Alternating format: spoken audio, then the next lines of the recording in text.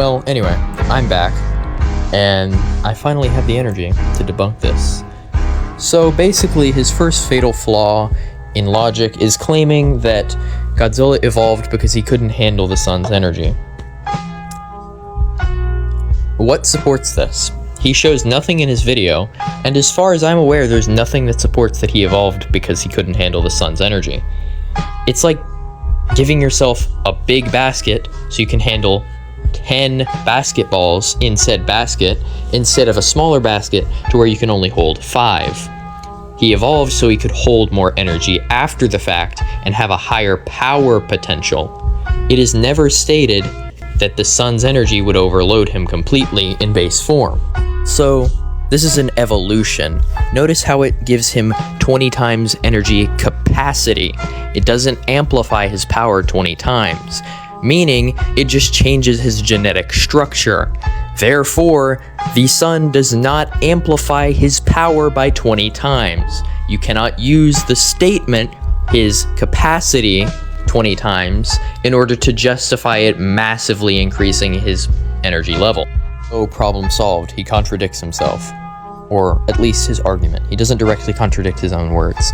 So he claims that via this, you could just say the sun is far more powerful than the real sun. Okay, that just debunks yourself. Because if you're trying to claim that through this he can't get to galaxy level because supermassive black holes, yada yada, they're comparing him to supermassive black holes inverse. So if logically, if the sun is upscaled, then so would supermassive black holes. And using the same level of upscaling, these supermassive black holes would be massively stronger than normal ones. So even just compared to a normal one, he would already get into decently high ranges. This argument is bad though. Why are we assuming that Ton 618 and Phoenix A don't exist in the Monsterverse? Wouldn't that be a given? Considering the Monsterverse is inspired by our universe, so unless it's directly proven that they don't exist, since they do exist in the real world, we can just assume logically that they do exist. That's a justified assumption, something that he's not making. He's just making a negative assumption, which isn't justified. Wrap it up, yes, you can use Ton 618 and Phoenix A to scale Godzilla to this level. Notice how I never say that him scaling to supermassive black holes directly justifies him being stronger than these two? Well, as we know, it's stated his atomic breath is the strongest weapon in the universe.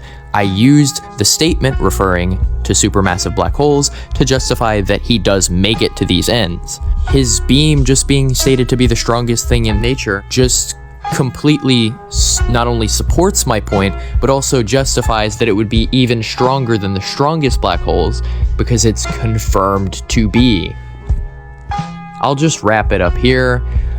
I say it's consistent at the end because it's consistent. It's a high end. I would never, at least yet, 100% rep this because this is based on interpretation.